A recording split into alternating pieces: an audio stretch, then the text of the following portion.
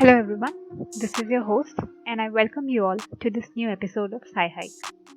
तो पिछली बार के हमारे डिस्कशन को कंटिन्यू करते हुए आज हम बात करेंगे कि ह्यूमंस एग्जिस्टेंस में कैसे आए और हम लोगों ने न्यू स्किल्स कैसे डेवलप किए। तो जैसा कि हम पिछली बार डिस्कस कर रहे थे, ह्यूमन बींग्स ने टॉकिंग और rather I should say gossiping करना शुरू किया था और उस टाइम पे सेपियंस मोस्टली रोड्स पे इधर उधर खाने की तलाश में घूमते रहते थे और इनके movements mostly migration of animals, seasons कैसे बदल रहे हैं, प्लांट्स का कैसा ग्रोथ साइकिल है, इन पे डिपेंड करता था।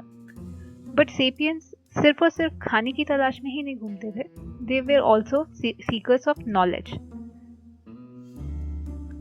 जैसे जैसे न्यूरल नेटवर्क्स बढ़ते गए, एक्सपैंड करते गए और इवॉल्व करते गए, वैसे वैसे सेपियंस अपनी टेरिटोरी का एक डिटेल्ड मेंटल मैप बना सकते थे, जिससे कि वो अपने दिनचर्या की जो डेली फूड की उनकी तलाश है उसको वो ऑप्टिमाइज कर सकें, यानी मैक्सिमाइज कर सकें।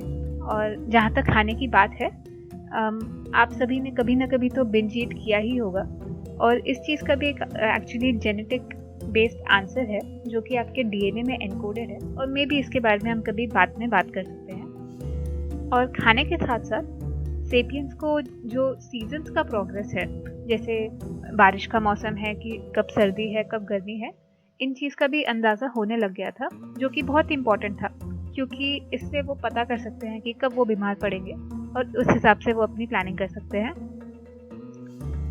Surviving in those times required a lot of mental ability from everyone. But जैसे जैसे हम एग्रीकल्चरल इंडस्ट्री की तरफ मूव करने लगे, वैसे वैसे the skills of others was more required for their survival. हम दूसरों पे ज़्यादा डिपेंड होने लगे।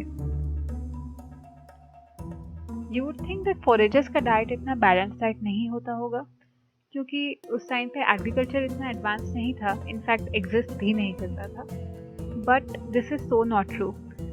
एक्चुअली ऐसा पाया गया है कि foragers had a very balanced diet with ideal nutrition. Surprising, right? Evidences ऐसे पाए गए हैं फॉसिलाइज्ड स्केलेटन्स में कि जो एंशिएंट ह्यूमंस थे, they were less likely to suffer from starvation और माल न्यूट्रिशन। जो भी बच्चे 5 साल की उम्र से ज़्यादा बढ़ जाते थे, they were more likely to survive till the age of 60 and some even beyond 80। और इसका कारण ये बताया जाता है कि वो सिर्फ और सिर्फ एक डाइट पे डिपेंड नहीं रहते थे, उनका डाइट बहुत ही वैरायटी ऑफ सोर्सेज पे डिपेंड करता था, बिकॉज ऑर्गेनाइज्ड एग्रीकल्चर नहीं था, जिसकी वजह से अगर कोई भी एक सोर्स अगर न्यूट्रिशन के फॉर्म में फेल होता है तो that was not a problem, because उनकी डाइट में बहुत सारी sources of food and proteins were incorporated. और जैसा कि हमने पिछले एपिसोड में डिस्कस किया था, जैसे जैसे उनकी लैंग्वेज स्किल्स बढ़ी, वैसे वैसे जो वर्ल्ड ऑफ फिक्शन है वो भी बढ़ता गया। बहुत सारे स्कॉलर्स का ये भी मानना है कि जो एनिमिस्टिक बिलीफ्स हैं वो बहुत ही कॉमन था पुराने ज़माने की फोरेजर्स में। अभी आप पूछेंगे एनिमिज्म होता क्या है? Animism is derived from the word anima, which is in Latin and that stands for spirit और सोल। एनिमिज्म एक बिलीफ है कि हर चीज़ एक दूसरे से कम्युनिकेट करती हैं, चाहे नेचर के प्लांट्स हों या ट्रीज हों, एनिमल्स हो या वाटर स्ट्रीम्स हो, सबकी फीलिंग्स हैं और सबके सब ह्यूमन बींग्स से इंटरेक्ट करते हैं। There are no barriers between human beings and other beings.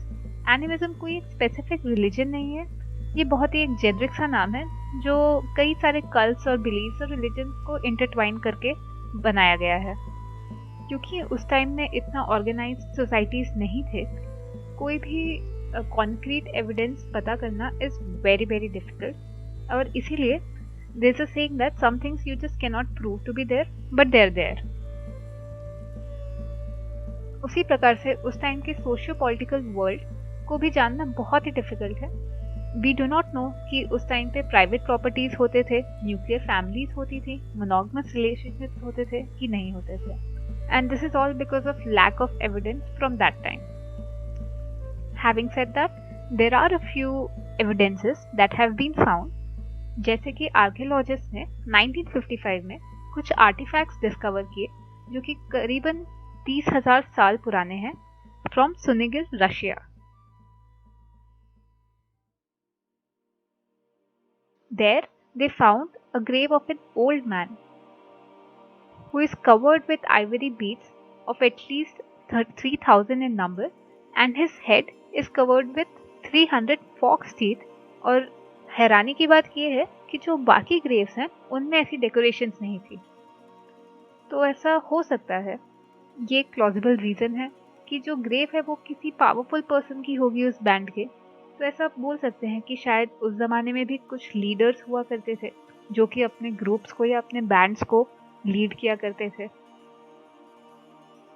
Archaeologist ने एक और ग्रेव डिस्कवर की जहाँ पे 2 स्केलेटन्स थे।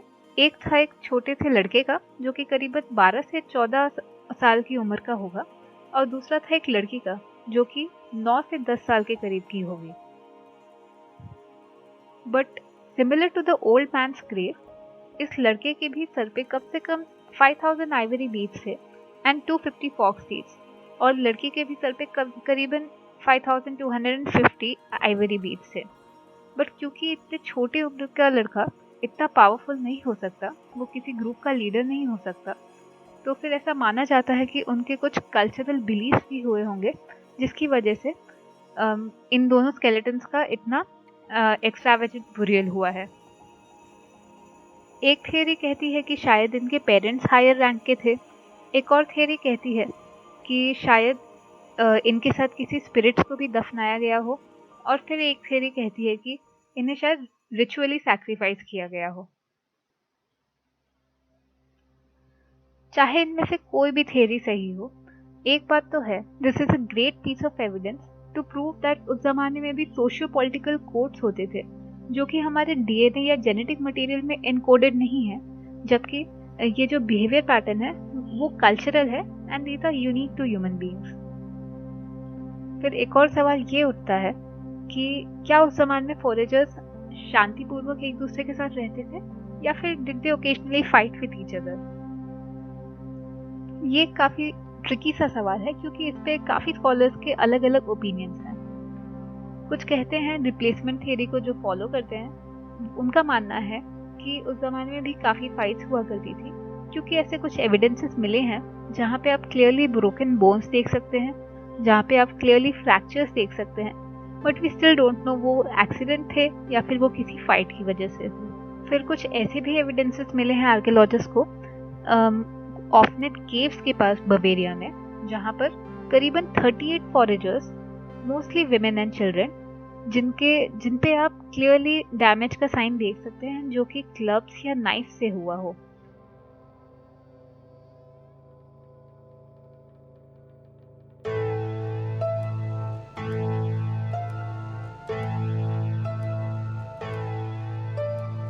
फिर जैसे जैसे सेपियंस निएंडरथाल्स की वैली में एंटर करने लगे, those years might have observed few breathtaking events. लंबे अरसे तक wars, revolution, artistic masterpieces या फिर religious movement. We have a lot of questions, but very few evidences, very few answers. These questions are covered with thousands of years of silence and mystery. क्या हुआ होगा उस time पे? What would have happened? And with this, we come to the end of this episode. Thank you all for listening. We hope that you liked hearing this episode. If you want to hear more interesting things that have happened over past and also happening in the present, follow our channel Sci-Hike. Stay tuned for our next episode.